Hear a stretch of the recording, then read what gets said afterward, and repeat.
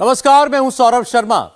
प्रधानमंत्री नरेंद्र मोदी ने आज अपने मंत्रियों को कुछ बातें समझाई। अब अगले कुछ दिन आप देखेंगे मोदी सरकार बहुत तेज हमले करेगी। बस कुछ दिन पहले ही शुरुआत हो चुकी है। पहला अटैक ही डायरेक्ट सोनिया गांधी पर हुआ। संसद का विशेष सत्र बुलाया गया और इस पर सोनिया गांधी का खत आया और मोदी सरकार की तरफ से सोनिया गांधी को जवाब भी भेज दिया गया। अब तलवारें खिंच गई हैं। प्रधानमंत्री ने विशेष सत्र पर बहुत विशेष प्लान सोचकर बुलाया है, लेकिन मोदी विरोधी इंडिया अलायंस ने भी एक स्पेशल प्लान बना लिया है। मोदी का गेम प्लान क्या है और इस पर पानी फेरने के लिए सोनिया गांधी की तरफ से क्या सोचा गया है, पूरी एक्सक्लूसिव रिपोर्ट आप देखिए। क्या नरेंद्र मोदी इंडिया गुट से डर गए हैं? क्या मोदी चुनावी हार के डर से भाग रहे हैं? कांग्रेस ये पोस्टर क्यों घुमा रही है? मोदी को दौड़ा दौड़ा भागा भागा क्यों दिखा रही है? इंडिया गुट को ताकतवर, मोदी को डरा डरा क्यों बता रही है? Prime Minister has panicked. He is in a panic mode. It is the case after 9 years, maximum fatigue, maximum panic. प्रधानमंत्री में न केवल घबराहट दिखाई दी जा रही है पर थकावट भी। मैक्सिमम घबराहट, मैक्सिमम थकावट। क्या मोदी घबराए हुए हैं, बौखलाए हुए हैं? क्या प्रधानमंत्री थक गए हैं, अपने रास्ते से भटक गए हैं? कांग्रेस वाले ये क्यों फैला रहे हैं कि मोदी अब गेम चेंजर नहीं, नेम चेंजर होकर रह गए? विरोधी इंडिया वाली ताकत दिखा रहे हैं। मोदी की ताकत को कम करके क्यों आंक रहे हैं? इंडिया को देखते ही वो घबरा रहे।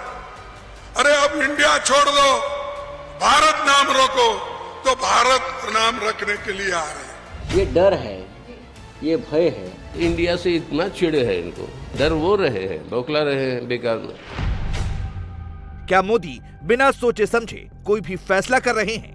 क्या मोदी 24 गंवाने के डर से वन नेशन वन इलेक्शन वाली चाल चल रहे हैं? भारत बनाम इंडिया वाली बहस छेड़ रहे हैं? तो क्या वाकई मोदी घबरा गए हैं? क्या मोदी डर गए? क्या मोदी भाग गए? क्या मोदी कांप गए?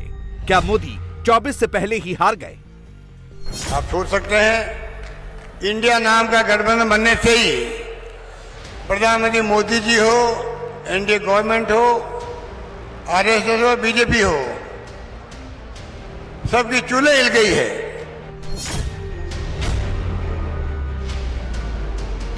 क्या नरेंद्र मोदी की रेटिंग डाउन हो गई है?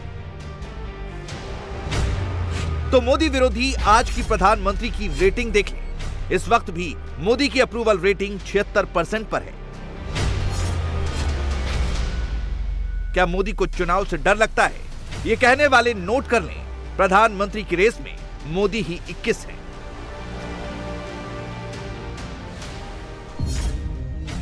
अगर आज चुनाव हो गए, मोदी को कितनी सीटें मिलेंगी? सारे सर्वे कह रहे हैं 300 प्लस। मोदी अगर आज चुनाव करा दें तो आसानी से पीएम बन जाएंगे। एक सर्वे में 62% लोगों की राय यही है। दूसरे सर्वे में 43% लोगों की राय यही है। तीसरे सर्वे में 52% लोगों की राय यही है। चौथे सर्वे में 71% लोगों की राय भी यही है। ये सारे सर्वे मोदी ने नहीं बनाए हैं। बावजूद इसके जितने भी नेशनल इंटरनेशनल सर्वे अभी तक आए हैं, सब में मोदी ही छाए हैं। फिर भी विरोधी पूछ रहे हैं कि मोदी ने संसद का स्पेशल सत्र क्यों बुलाया? विपक्ष को क्यों नहीं बताया? कौन सा सीक्रेट छुपाया? मोदी ने सत्र बुलाया तो अपना एजेंडा कांग्रेस को क्यों नहीं बताया? सोनिया गांधी से क्यों छुपाया? विपक्ष कह रहा है मोदी ने हमसे पूछ के एजेंडा फाइनल नहीं किया। अपना एजेंडा विपक्ष के सिर क्यों फोड़ा? सोनिया गांधी मोदी को खत लिखती हैं, शुरुआती लाइंस में ही मोदी को टारगेट करती हैं। 9 बातें मोदी से मनवाना चाहती हैं। सोशल मीडिया पर 9 सवालों वाली डिमांड लिस्ट जारी कर देती हैं। पार्लियामेंट के स्पेशल सेशन से पहले मोदी को घेरने की ये कांग्रेस की नई स्ट्रेटेजी है। इस बारी मनमानी अपने ही बल में एक तरफा निर्णय लिया गया कि 5 दिन का सत्र होगा 18 तारीख से। पर यह पहली बार हो रहा है कि विशेष सत्र बुलाया गया है और एजेंडा, कार्यसूची की जानकारी हमारे पास नहीं है। ये बहुत दुर्भाग्यपूर्ण है। मोदी क्या करने वाले हैं, क्यों करने वाले हैं, ये सिर्फ मोदी ही जानते हैं। विरोधी ना 14 में समझ पाए, ना 19 में समझ पाए और ना 23 में ही समझ पा रहे हैं। 2023 के मोदी के दिमाग को डिकोड करना है तो विरोधियों को 2019 के मोदी की एक बात आज एक बार फिर सुन लेनी चाहिए। एक बार नहीं, 2 बार रिपीट मोड में सुननी चाहिए। हमारी योजना ऐसे नहीं होती। आपको लगता होगा कि लास्ट मोमेंट ऐसा कर दिया, लास्ट मोमेंट ऐसा कर दिया, ऐसा नहीं होता है जी। हमारी योजना ऐसे नहीं होती। आपको लगता होगा कि लास्ट मोमेंट ऐसा कर दिया, लास्ट मोमेंट ऐसा कर दिया, ऐसा नहीं होता है जी। हम बहुत डिटेल में प्लान करके चीजों को ऑर्गेनाइज करते हैं। सब चीजें पहले से नहीं बताते हैं, धीरे धीरे आपको पता चलता है। इंडिया अलायंस वालों ने 4 साल पहले की मोदी की ये प्रेस कॉन्फ्रेंस सुन ली होती, प्रधानमंत्री क्या सोचते हैं, कैसे सोचते हैं, ये डिकोड कर लिया होता, तो आज कम से कम ये नौबत ना आती कि विपक्ष को ये पूछना पड़ता कि संसद के स्पेशल सेशन में आखिरकार ऐसा क्या होने वाला है। ऊपर से बुधवार को मोदी ने विपक्ष का पारा और गर्म कर दिया। अपने मंत्रियों को क्लियर इंस्ट्रक्शन दिया कि आगे क्या करना है, किस मुद्दे पर कैसे रिएक्ट करना है। मोदी का मैसेज है, सनातन धर्म का अपमान करके विपक्ष बुरी तरह से फंस चुका है। विपक्ष की बेचैनी दिख रही है। सनातन का अपमान करने से हो रहे नुकसान से बचने के लिए ही विपक्ष विवाद खड़े कर रहा है। विपक्ष को ऐसा बुखार चढ़ा है जिसमें आदमी हर वक्त शिकायत करता रहता है। कुछ इसी अंदाज में विपक्ष भारत बनाम इंडिया विवाद का राग अलाप रहा है। मोदी ने कहा, इंडिया बनाम भारत विवाद को तूल न दे। इस मामले पर सिर्फ अधिकृत लोग ही बोले, तथ्यों पर टिके रहें और मुद्दे की मौजूदा स्थिति पर ही बात करें।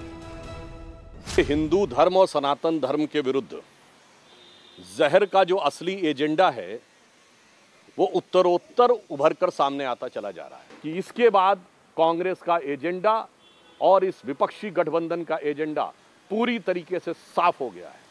और यदि इसको घमंडिया कहते हैं तो ये एकदम यथार्थ है कि अब ये घमंड में इस कदर चूर हैं कि सिर्फ हिंदू ग्रंथों का नहीं, हिंदू देवी देवताओं का नहीं, हिंदू धर्म के नाश और हिंदू धर्म के अस्तित्व पर सवाल उठा रहे हैं। कांग्रेस के लोगों को और इस गठबंधन के लोगों को इसमें डिजीज नजर आ रही है, तो डिजीज इनके दिमाग में आ गई है। कैबिनेट मिनिस्टर्स को मोदी का इतना कहना था कि सोनिया गांधी की चिट्ठी वाले अटैक का काउंटर अटैक शुरू हो गया। हमेशा राहुल पर अटैकिंग रहने वाली बीजेपी सीधे सोनिया गांधी पर अटैकिंग हो गई। संसदीय कार्य मंत्री प्रहलाद जोशी ने मोर्चा संभाला। सोनिया गांधी की 2 पन्नों वाली चिट्ठी का जवाब 2 पन्नों से दिया।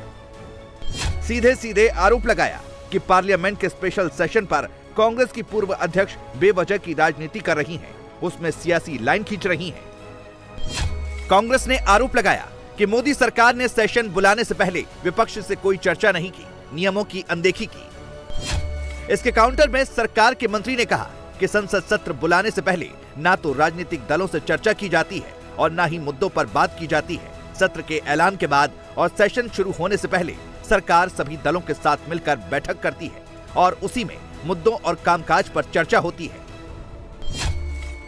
यानी विपक्ष ने मोदी के खिलाफ जो जाल बिछाया था वो खुद ही उस जाल में फंस गए। She is trying to make politics regarding the calling of the session, actually which should not have been. And there is no question of any politics here.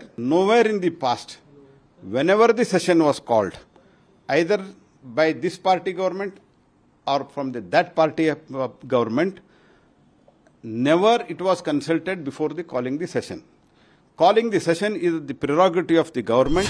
हमें आश्चर्य है कि इतने वरिष्ठ नेता इतने वर्षों से सदन के सदस्य रहने के बावजूद श्रीमती सोनिया गांधी जी को इतना भी नहीं पता है कि सदन की कार्रवाई कैसे बुलाई जाती है, उसकी परंपराएं क्या हैं, उसके कानूनी प्रावधान क्या हैं। बहुत ही दुख की बात है कि श्रीमती सोनिया गांधी जी, कांग्रेस पार्टी और विपक्ष ने इसको भी राजनीतिक विवादों में डालने की कोशिश की है। जिस विपक्ष को मोदी की 4 साल पुरानी प्रेस कॉन्फ्रेंस आज तक समझ में नहीं आई, वो 2023 के मोदी को क्या समझेंगे। मोदी ने कुछ सोच समझकर ही संसद के स्पेशल सेशन में 5 दिन का एजेंडा सेट किया है। वन नेशन वन इलेक्शन पर मोदी सीरियस है। रामनाथ कोविंद की अध्यक्षता में कमेटी की पहली मीटिंग ऑन ट्रैक है। अभी तक जो जानकारी है उसके मुताबिक 2023 में विधानसभा के चुनाव टाले नहीं जाएंगे। 2024 में लोकसभा का चुनाव भी अपने टाइम पर होगा। और तय मानिए, इसके बाद विरोधी कहने लगेंगे कि फिर संसद का सत्र क्यों बुलाया। कंफ्यूज विपक्ष इसीलिए अभी से धड़ाधड़ मीटिंग्स बुला रहा है। पहली मीटिंग सोनिया गांधी के घर हुई, वहां कांग्रेस के नेता जुटे। दूसरी मीटिंग मल्लिकार्जुन खड़गे के घर हुई, जहां इंडिया अलायंस वाली पार्टियां जुटी। ये सारी मीटिंग्स हो ही इसलिए रही हैं क्योंकि विपक्ष को यह समझ में नहीं आ रहा कि मोदी करने क्या वाले हैं। Modi one nation one election पर सीरियस है। दिल्ली में हो रही हलचल से सब क्लियर है। जनवरी के महीने में एक देश एक चुनाव का खाका देश के सामने आ सकता है। विपक्ष एक शोर इंडिया बनाम भारत पर भी मचा रहा है। भारत वर्सेस इंडिया ही ट्रेंड करा रहा है। चक दे इंडिया ही गुनगुना रहा है। इंडिया गुट को ही वन नेशन वन सॉल्यूशन बता रहा है। प्रधानमंत्री को टारगेट करने वाला अलग अलग मीम ही वायरल करा रहा है। भारत वर्सेस इंडिया वाले टेक्स्ट के पीछे छिपकर ये इकोसिस्टम 24 में मोदी बनाम इंडिया का माहौल बना रहा है। कांग्रेस अभी भी राहुल की भारत जोड़ो यात्रा वाले पोस्टर ही बना रही है। यात्रा कंटिन्यूज वाला राग ही अलाप रही है। मोदी डर गए यही फैला रही है। आप सोच सकते हैं, इंडिया नाम का गठबंधन बनने से ही प्रधानमंत्री मोदी जी हो, एनडीए गवर्नमेंट हो, आरएसएस हो, बीजेपी हो, सबकी चूल्हे हिल गई है। हालात ये बन गए हैं, किस प्रकार के रिएक्शन दे रहे हैं प्रधानमंत्री जी, किस प्रकार से कोस रहे हैं विपक्षी पार्टियों को। हम भारत जोड़ो बोलते हैं तो वो हमेशा ये कहते हैं कि भारत तोड़ो। इंडिया को देखते ही वो घबरा रहे। अरे अब इंडिया छोड़ दो, भारत नाम रोको, तो भारत नाम रखने के लिए आ रहे हैं। संविधान में है, इंडिया मीन्स भारत, ये दोनों शब्द है। भाई आपको क्या ऐतराज? हम भारत जोड़ो पहले ही बोल रहे हैं, लेकिन आप कुछ ना कुछ नया लाने की कोशिश कर रहे हैं। G20 के बीच सारी चर्चा बदल गई है। सारे पर्चे भी बदल गए हैं। हर जगह भारत ही भारत चल रहा है। फैसला कोई सोमवार को नहीं हुआ। पर्चे गौर से पढ़िए।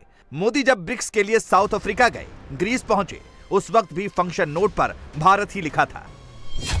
तो क्या आगे भी भारत ही रहेगा, इंडिया नहीं रहेगा? क्या संविधान बदल दिया जाएगा? जवाब है नहीं। इंडिया दैट इज भारत, यानी जो भारत ऑलरेडी है उसको सिर्फ जोर शोर से कहना है। यही बात मोदी ने अपने मंत्रियों को भी समझाई है कि पब्लिक को बताना है, इतिहास याद दिलाना है। 1949 में भी तो इसी भारत का जोर था। 1988 में भी तो इसी भारत का शोर था। मोदी ने भी तो यही कहा था। विष्णु पुराण तक का जिक्र किया था।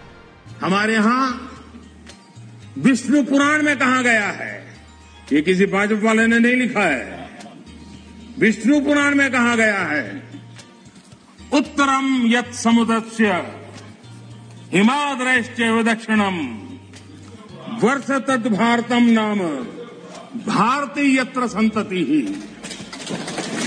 यानी समुद्र के उत्तर में और हिमालय के दक्षिण में जो देश है उसे भारत कहते हैं तथा उनकी संतानों को भारती कहते हैं।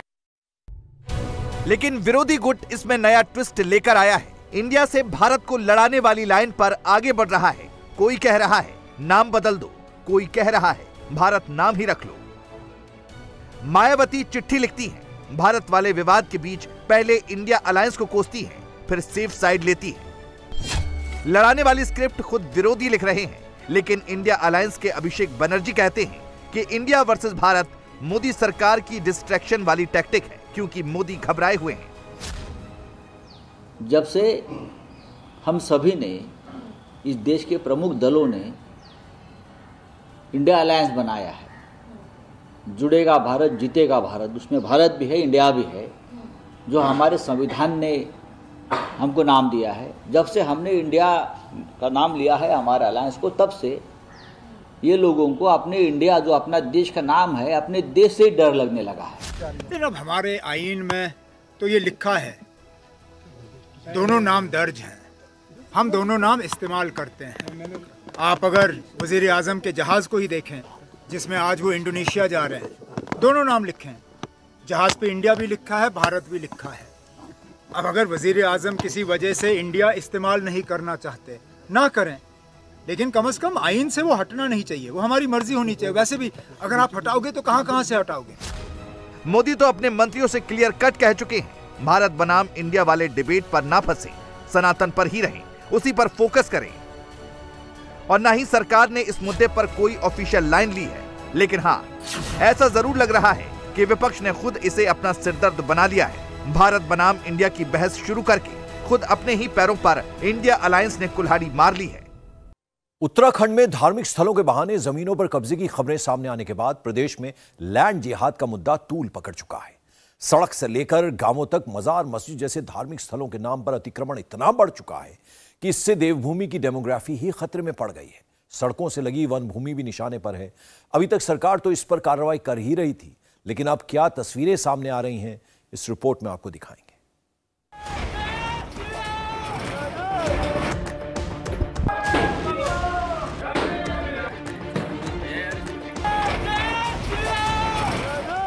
देवभूमि उत्तराखंड में लैंड जिहाद पर हथौड़ा चल रहा है।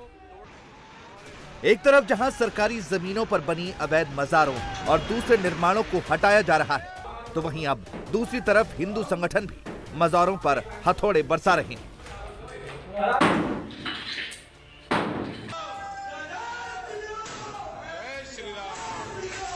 ये मजार गई।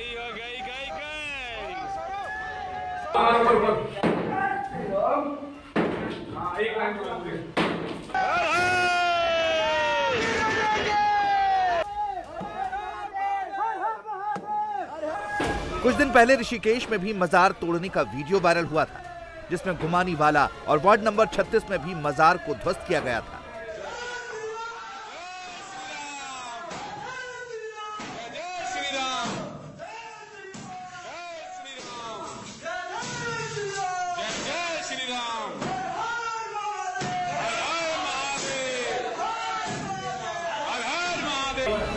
हथौड़े मारकर इस मजार को जमींदोज किया गया। ये मजार हिंदुओं की निजी जमीन पर बनी थी। हर हर महादेव, जय श्री राम। ये मजार गई।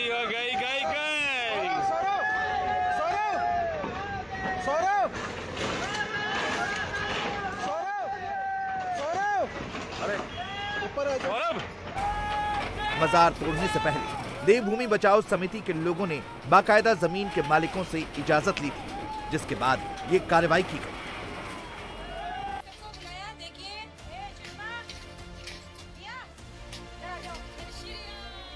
ऋषिकेश की ही तरह देहरादून के गडरिया मोहल्ले से भी ऐसा ही एक मामला सामने आया, जहां कुछ महिलाओं ने खुद ही एक मजार को ध्वस्त कर दिया। महिलाओं ने कुछ लोगों के साथ मिलकर मजार पर हथौड़ा चला दिया। इस दौरान महिलाओं ने नारे भी लगाए। महिलाओं ने मजार को तोड़ने के बाद इसका वीडियो सोशल मीडिया पर डाल दिया। और अगर जमीन सरकारी है तो यहाँ तुम्हारे बाबा नहीं रहेंगे, ठीक है? यहाँ किसी का पीर फकीर नहीं रहेगा बिल्कुल भी। और अब मैं मंदिर बनाती हूँ, इनके किसी के बाप ने बना रखी है। चलो अब दूसरा भाई शुरू हो जाओ। हम तो तोड़ने वालों में से हैं। अरे क्या पता गडरिया मोहल्ले में बना रखी है इन्होंने, सरकारी भूमि पे बना रखी है। तो बाहर निकले। आज मैंने सबको बुलाया, देखिए। जय श्री राम, जय श्री राम। ये है, आज मैंने सभी को बुलाया था, जितने भी भाई लोग थे। मैं कहती हूँ भैया संगठन अपने अपने ऊंचे रखो, मुझे कोई दिक्कत नहीं है, मगर कम से कम अपनी बहन का साथ तो दो। तो आज बहुत सारे भैया लोग आ रखे हैं ये हटाने के लिए। हालांकि ये वीडियो डालना इन महिलाओं को महंगा भी पड़ा और उनके खिलाफ मामला भी दर्ज कर लिया गया। हालांकि सवाल ये है कि आखिर उत्तराखंड में मजारों को टारगेट क्यों किया जा रहा है। दरअसल ये एक्शन इसलिए लिया जा रहा है क्योंकि कुछ सालों में उत्तराखंड में बड़े पैमाने पर लैंड जिहाद देखने को मिल रहा था। इसके तहत देवभूमि उत्तराखंड में सरकारी जमीनों पर अवैध तरीके से कब्जा कर उस पर मजारें बनाई जा रही हैं। ऐसे करीब 1000 मजारों की पहचान हुई है। अब सरकार इन अवैध मजारों को हटाने के लिए अभियान चला रही है। अब तक करीब 470 अवैध मजारें हटाई गई हैं और 3000 एकड़ जमीनों को अवैध कब्जे से मुक्त कराया गया है। इसे लैंड जिहाद इसलिए कहा जा रहा है क्योंकि इन अवैध मजारों के जरिए जमीन कब्जा कर बाहर से आए मुस्लिमों को बसाया जा रहा है, जिससे जनसंख्या असंतुलन की बात कही जाने लगी है। खास बात यह है कि जिन अवैध मजारों को हटाया गया है उसके नीचे से मानव अवशेष भी नहीं मिले। दरअसल मजार उस जगह पर बनाए जाते हैं जहां पर कोई सूफी या मुस्लिम धर्म गुरु को दफनाया जाता है। लेकिन अब मजार को लेकर उत्तराखंड में सियासी तकरार भी शुरू हो चुकी है। देवभूमि में मजार पर चल रहे हथौड़े को लेकर कांग्रेस और बीजेपी के बीच वार पलटवार का सिलसिला शुरू हो चुका है। कांग्रेस जहां इसे लेकर धामी सरकार पर प्रदेश में दहशत फैलाने का आरोप लगा रही है, तो बीजेपी इसे कोर्ट के आदेश पर हो रही कार्रवाई। और वन क्षेत्र में जो मजारें हैं, मजारी नहीं है, हमारे मंदिर हैं, हमारे मठ हैं, हमारे पूजा स्थल हैं, सभी धर्म जातियों के। जब एक फरमान जारी हो रहा है तो उसकी जद में कौन आएगा, कौन नहीं आएगा, सवाल ये है। हमारा सवाल ये है कि जिस तरह से अतिक्रमण के नाम पर पूरे प्रदेश में एक दहशत पैदा की गई है, जिससे उजाड़ने की कोशिश हो रही है, नोटिस चस्पा हो गए हैं और घर, दुकानें, ढाबे सब तोड़े जाएंगे। माननीय उच्च न्यायालय के आदेश के अनुपालन में ये कार्रवाई हो रही है और कानून सम्मत ये कार्रवाई हो रही है। सिर्फ सिंपैथी गेन करने के लिए कांग्रेस झूठा प्रचार कर रही है और इसमें कोई भी सत्यता नहीं है। इस बीच उत्तराखंड के सीएम पुष्कर सिंह धामी ने साफ कर दिया कि किसी के साथ भी नाइंसाफी नहीं होगी। जो भी अवैध कब्जे होंगे सिर्फ वही तोड़े जाएंगे। वैध निर्माणों पर कोई एक्शन नहीं लिया जाएगा। जब तक यह सुनिश्चित नहीं किया जाता है कि निर्माण राजकीय भूमि में है और अवैध निर्माण को हटाया जाना आवश्यक है, तब तक कोई तोड़फोड़ नहीं की जाएगी। परंतु वन भूमि में लैंड जिहाद के नाम पर जो प्रतीक खड़े कर दिए गए हैं, अवैध कब्जे कर दिए गए हैं, उनके विरुद्ध कार्रवाई जारी रहेगी। लेकिन सामान्य स्थितियों में मैं फिर से सभी राज्यवासियों को आश्वस्त करना चाहता हूं कि अतिक्रमण के नाम पर किसी भी प्रकार का उत्पीड़न नहीं किया जाएगा। इंडिया टीवी हर वक्त हर जगह डाउनलोड करने के लिए सर्च करें India TV news Google play store या ऐप स्टोर पर।